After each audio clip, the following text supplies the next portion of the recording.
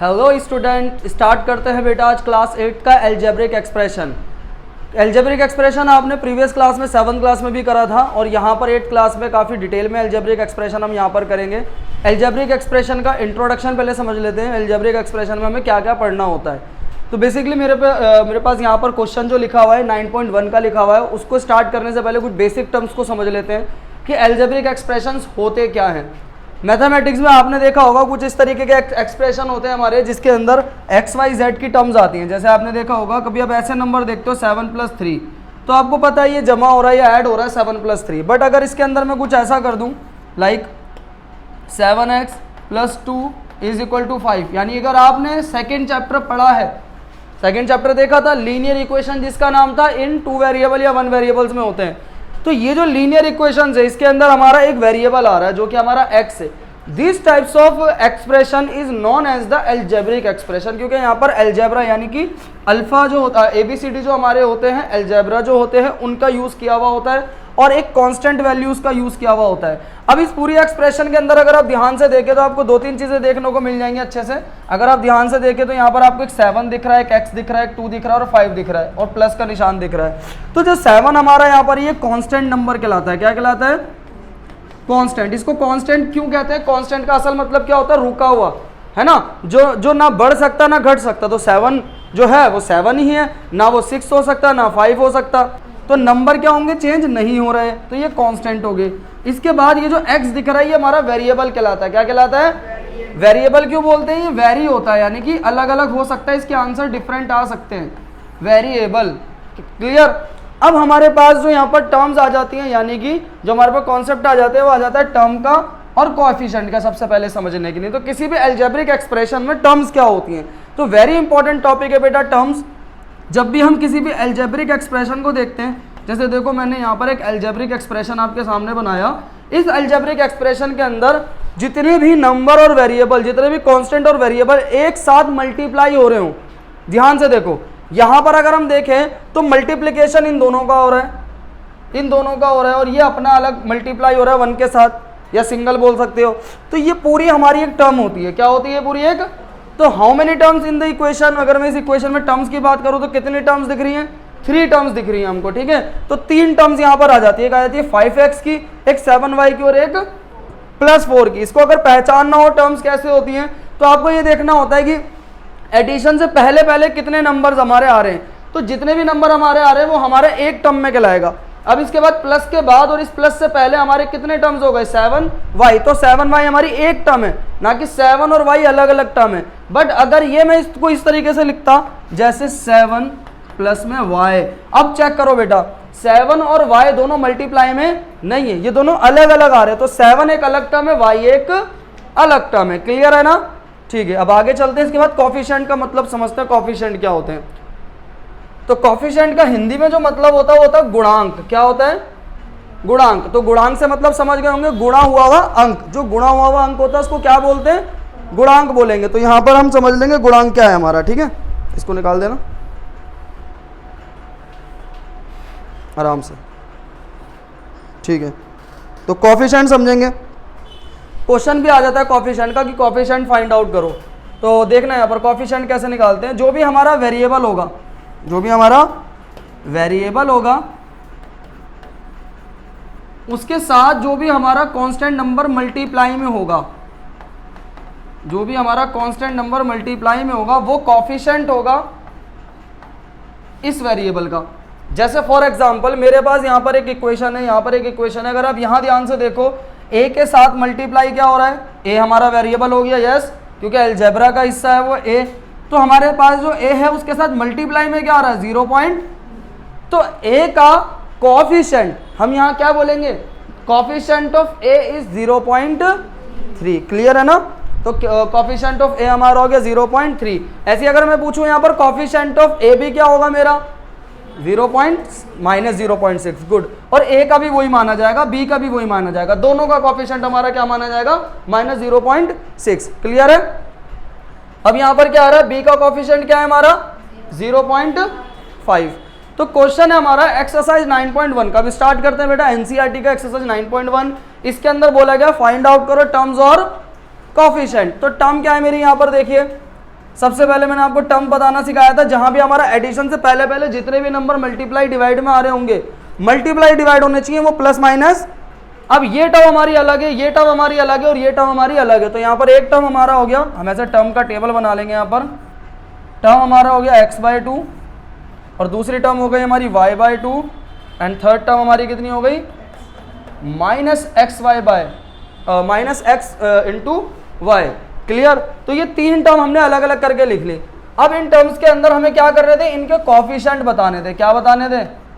तो उसके लिए भी मैंने क्या करा, यहाँ पर एक टेबल सा बना लिया। x/2 यानी x/2 के अंदर पहले मुझे वेरिएबल बताओ क्या आ रहा है। इसके अंदर वेरिएबल क्या है? x। अब x को हटाकर क्या बचा आपके पास? 1/2 नॉट 2। ऊपर 1 बचा, नीचे 2 बचा। सेम ऐसे ही y/2 के अंदर मेरा कांस्टेंट नंबर क्या आ रहा है? तो वही हमारा क्या है? कोफिशिएंट है। अब x और y के साथ मुझे बताएंगे अभिषेक, x और y के साथ यहाँ पर कौन सा नंबर आ रहा है? कुछ भी नहीं आ रहा है ना, तो हम 1 ले लेंगे यहाँ पर माइनस का आ रहा है तो माइनस का 1, तो ये हमारे कोफिशिएंट हो गए। तो आई होप क्लियर हो गया होगा टर्म्स और कोफिशिएंट का कॉन्सेप्ट बच्चों। ठीक है, अब इसके रेस्ट ऑफ द क्वेश्चन आप एक्सरसाइज में करेंगे। Pause the video to note it down. तो स्टूडेंट स्टार्ट करते हैं नेक्स्ट क्वेश्चन, जिसके अंदर क्वेश्चन में हमसे पूछा जा रहा है मोनोमियल, बाइनोमियल और ट्राइनोमियल को कैटेगराइज करना है। तो मोनोमियल, बाइनोमियल, ट्राइनोमियल जो हमारे पॉलिनोमियल्स होते हैं, ये टर्म्स के बेसिस पे कैटेगराइज करे जाते हैं। यानी कि अगर आपको टर्म्स निकालना आ जाती है किसी भी पॉलिनोमियल की, तो you can very easily categorize the polynomial as monomial, binomial और ट्राइनोमियल। तो यहां पर समझते हैं सबसे पहले कि फॉर एग्जांपल मान लो कोई पॉलिनोमियल है जिसके अंदर ओनली 1 टर्म है। चेक करो इसमें कितनी टर्म्स आ रही हैं।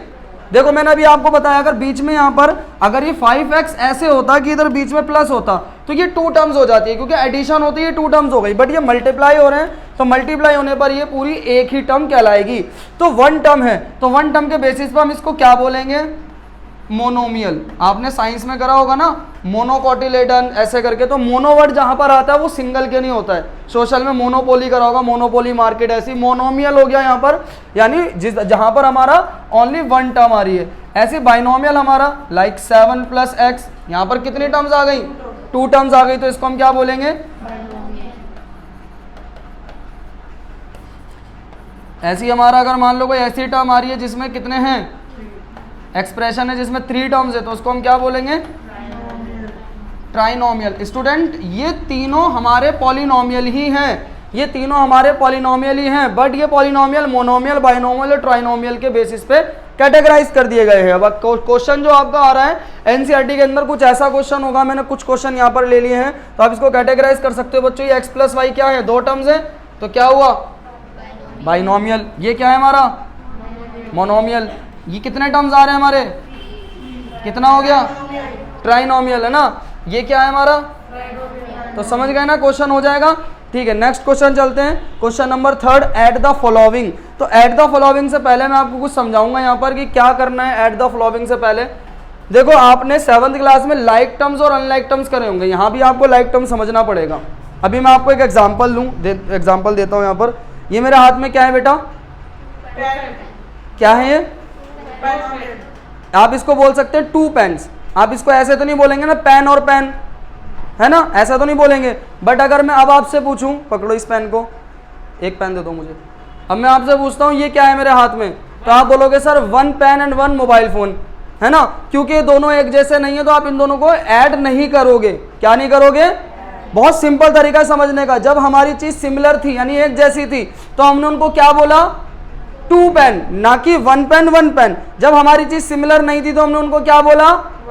2 pen 2 mobile phone. No, 1 pen and 1 mobile phone. Same यहाँ पर जो हम करने जा रहे हैं, यहाँ पर हम एल्जेब्रिक एक्सप्रेशन में लाइक टर्म्स उन्हें ही कहते हैं जो भी हमारे टर्म्स, जो भी हमारा जो वेरिएबल है वो लाइक है तो वो ऐड हो जाएगा। जैसे फॉर एग्जांपल अगर मैं इस एक्सप्रेशन को देखूँ 7x + 5y + x + 3y + 4, तो यहाँ पर अगर मैं ध्यान से देखूँ तो ये जो x आ रहा है ये 7 के साथ आ रहा है मल्टीप्लाई में, और यहाँ पर x अकेला आ रहा है। तो ये दोनों x जो हमारे हैं ये लाइक कहलाएंगे। क्या कहलाएंगे? लाइक टर्म्स कहलाएंगे। क्यों? क्योंकि इनका वेरिएबल क्या है? सेम है बिल्कुल। तो ये ऐड हो जाएंगे। ऐड होने के बाद कितना बनाएंगे? 7 और x, क्योंकि ये प्लस का और ये भी प्लस का है, प्लस प्लस प्लस हो जाएगा। सेम ऐसे ही हमारा सेकंड अगर हम यहाँ देखें तो क्या आ रहा है, और यहाँ क्या आ रहा है? 3y, तो दोनों प्लस का आ रहा है तो 5y 9 3y 8y, और +4 तो हमारा अकेला नंबर था, तो हमारे पास ये फाइनली इक्वेशन आ गई। तो लाइक टर्म्स को ऐड करते हैं इस तरीके से, अनलाइक टर्म्स को ऐड नहीं करना। लाइक टर्म कैसे कैसे आती है चेक करो, यहाँ पर मैं कुछ सिमिलर क्वेश्चन बनाता हूँ। यहाँ पर जैसे मान लो 5xyz प्लस में 3yxz। अब बच्चे कहते हैं सर क्या ये लाइक टर्म्स हैं? पहली बात, कांस्टेंट को देख के आप लाइक टर्म्स और अनलाइक टर्म डिसाइड नहीं करोगे, उनके वेरिएबल चेक करोगे। अब बच्चे कहते हैं सर यहाँ आ रहा है xyz, यहाँ आ रहा है yxz, तो ये तो बिल्कुल अलग है। तो ये अलग नहीं है, ये सेम है। ये क्या है? ये सेम है। कितना आ जाएगा ये? 5 और 3 8 xyz। तो ये हमारी दोनों लाइक टर्म्स ही, तो ये दोनों ऐड हो गया। ठीक है, pause the video to note it down. Student question number 3 करते हैं, एनसीईआरटी 9.1 का है ना। इसमें हमें बता रहा है ऐड द फॉलोइंग करना है। तो ऐड द फॉलोइंग में हम अपने दिमाग में क्या रखेंगे? टर्म सिमिलर ढूंढनी, यानी लाइक टर्म्स हमको ढूंढनी है। अब यहाँ पर लाइक टर्म्स क्या है चेक करना है आपको।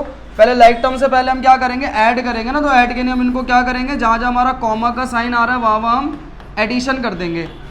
BC माइनस CA, देखो ये एज इट इज़ आ गया, कॉमा के बाद हमारा एडिशन आ गया, और CA माइनस, यहाँ तक किसी को कोई दिक्कत? इजी है।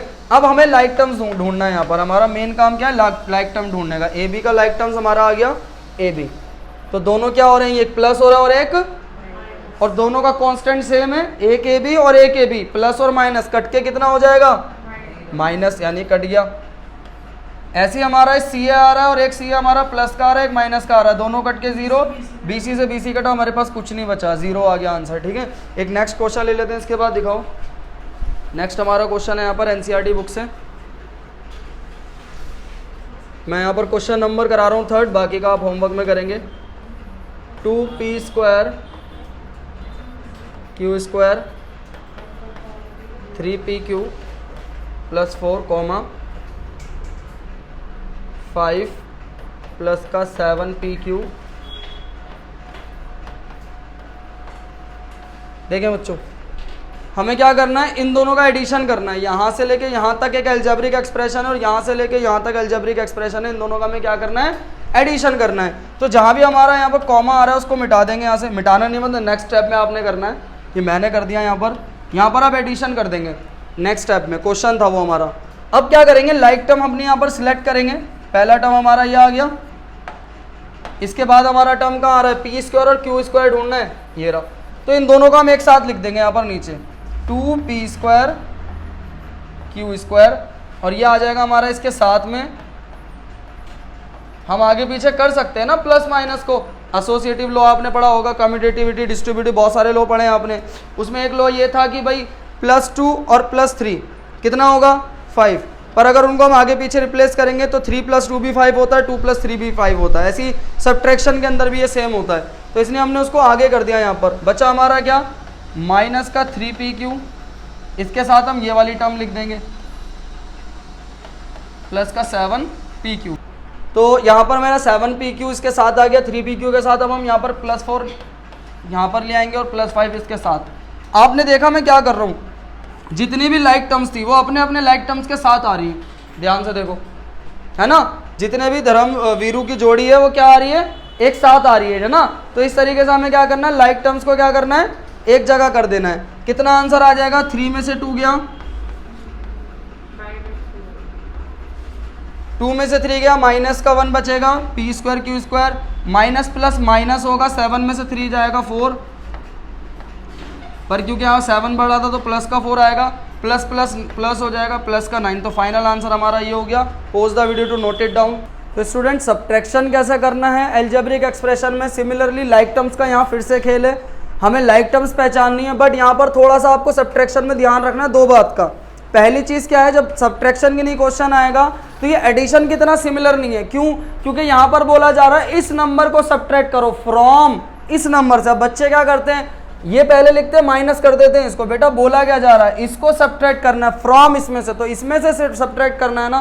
तो पहले हम इसे लिख लेंगे 12a minus 9ab plus 5b minus का 3। अब इसमें से माइनस करेंगे तो माइनस का साइन लगाएंगे।